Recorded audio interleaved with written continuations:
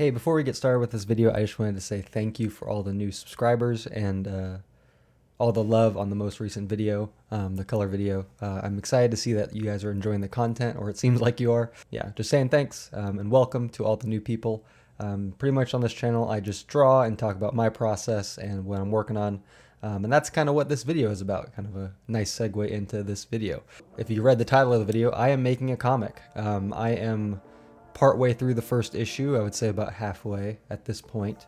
I have the first 10 pages over on Webtoon, which is where you can read it right now, or start reading it. A link to that will be in the description below. I'll go a little bit more into like how I'm releasing it and that kind of thing later in the video. But I kind of just wanted to take this time to talk about the comic, kind of what it is, who the main characters are, kind of like what it's about, all that kind of stuff. So the comic does feature Zemo, that wizard I drew forever ago on this channel.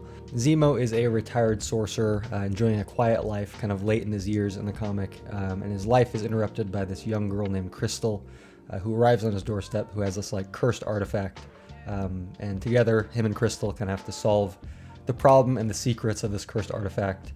And the comic kind of follows their adventures doing that, pretty much. The general vibe of the comic is somewhere between like if Gandalf and the movie Logan, like about Wolverine, had a baby and had some like comedic tones in there too.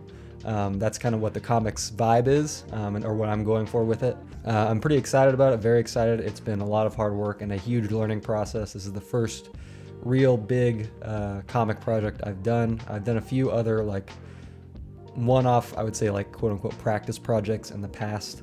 Nothing I've really released to the public in any big capacity, but I would say this is like the first one I'm really putting out there to like share and all that kind of stuff. It can be read, like I said earlier in the video, over on Webtoon, and again, a link to that will be in the description below. If you want to read like the pages as I'm releasing them, that's probably the best place to read it. But in terms of like, if you want to read a full issue all at once, I'll make another video on this in the future once I kind of nail down the specifics. But I'm going to be kind of packaging the first issue, like the first 24 pages or so, into like a downloadable file on my website. But again, I'll go into that more when that actually is released. That'll probably be like the next big checkup video on the comic.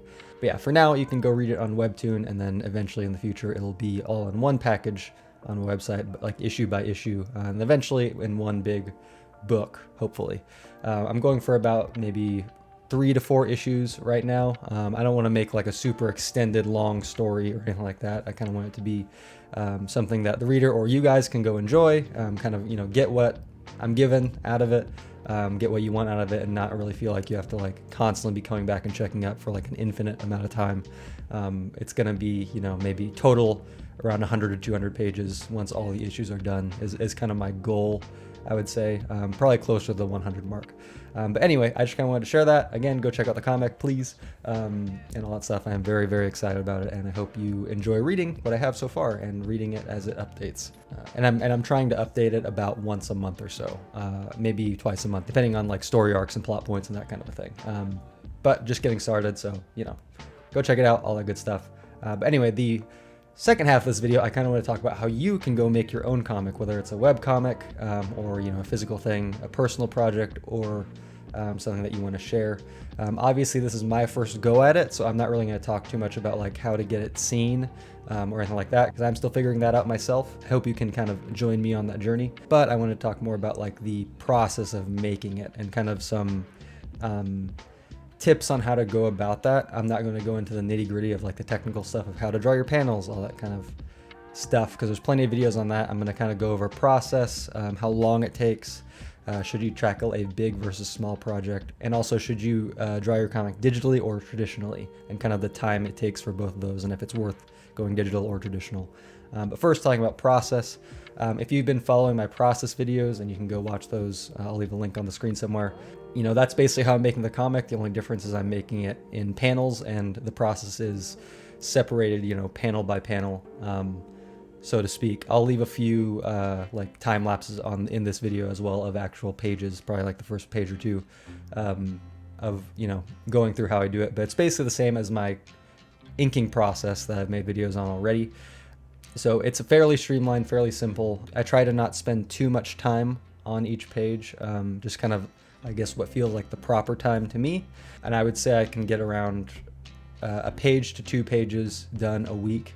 That's with, working a full-time job, wanting to spend time with my family, and also, pursue my passions, which is, making this comic and artwork and all that kind of thing.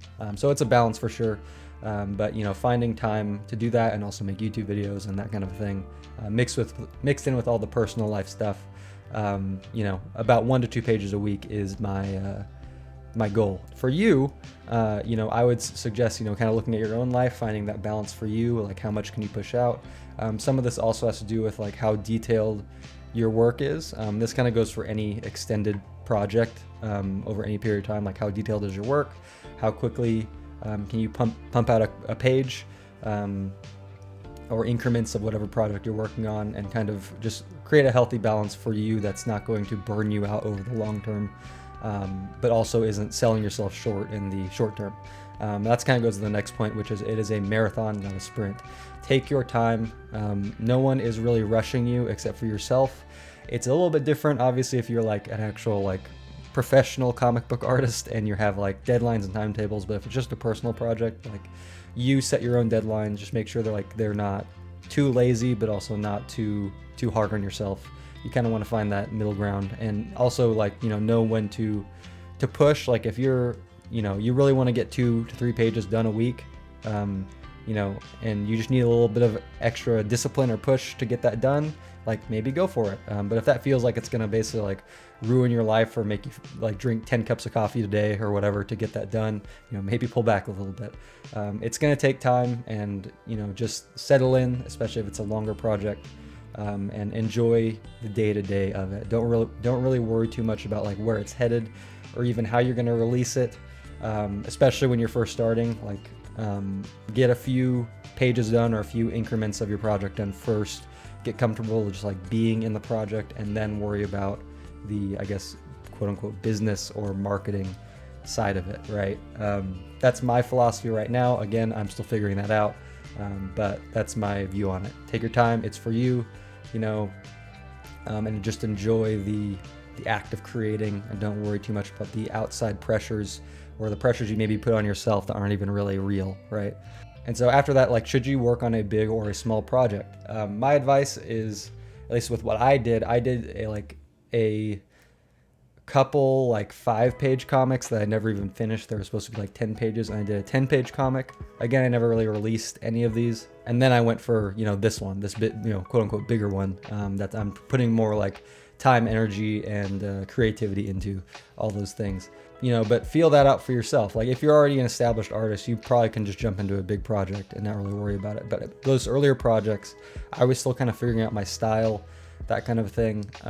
So they were more like practice projects, is how I kind of view them now. But also at the same time, like artistic projects will boost your artistic skill level dramatically, especially comics. Like you will, even now after doing right now 12 pages, I've jumped like leaps and bounds above where I feel like I was at page 1, so like just stick with it, even if it's like a big or small project. But any project really is going to boost your skill set, but just kind of finding what's right for you. If you're first starting out and still learning, maybe go small. But if you're really passionate about something, then screw it and go big, and just realize, especially like I said, if you're first starting out, like it might not go anywhere, but just kind of look at it as a learning experience, and kind of the more you put into the project, the more you will get out of it on the back end. And then also you have to ask yourself the question, like, what are you looking for in the project, right? The last point is digital versus traditional. For comic books specifically, the past practice ones I've talked about that I've done have been all digital, and I, at this point in my artistic journey, have realized I discussed digital line work. Well, not really discussed. There's a place for it, but for me, its place is not in comic book making. It's for like, smaller, quick little drawings or practicing, that kind of thing. But traditional is really for me. You might be the complete opposite, think traditional is trash, and that's okay. All opinions are valid in this realm. But just do what feels right to you, do what feels best, especially if it's your first project, like what's easily accessible to you. Like don't go buy a bunch of inks and ink pens and all that stuff if you've never, worked traditionally before, just do with what you have and go from there. Because if you do all that stuff, and let's say you're working on a comic and you find out you just freaking hate making comics, like, you're just out a bunch of money for pretty much nothing other than figuring out you didn't like what you're doing. So start with what you have, especially if you're first starting out, and then go. But there's definitely benefits to both. Working traditionally, I definitely don't have, I would say, as much control over certain things, like to get that, I guess, digital look. But I also like kind of the lack of control and the manual nature of working traditionally. So kind of the umbrella message for this part of the video is just find out what you like, how you like to work, and stick with that if you can. Because I prefer digital color over traditional color, at least for comic book making. So I kind of work in a hybrid workflow, again, that I've gone over in those process videos. So yeah, just kind of find what you like and what works best for you. Kind of close out this video, I guess, you can also, do projects and make projects and, do comics, whatever. It is definitely it's definitely something you have to go into with an open heart, and because you want to. If you want to go into comics to make money, like, it's kind of like going into art in general to make money, like, you're probably going to be disappointed, at least for a little while. Don't really worry too much about that stuff. Just enjoy your time and enjoy your process and the joy of creating and making art. I hope this video helped you out. This is, again, a bit more of an art vlog video, and to talk about the comic and all that kind of thing, and hopefully help you out too, provide some words of encouragement or inspiration. But if you liked the video and like the comic, if you checked it out, please leave a comment here or over on Webtoon, or wherever you please, and also subscribe if you want to see more videos like this one, and leave a like and all that good stuff. But yeah, hope you have a great rest of your day, rest of your week, and I'll see you when I see you.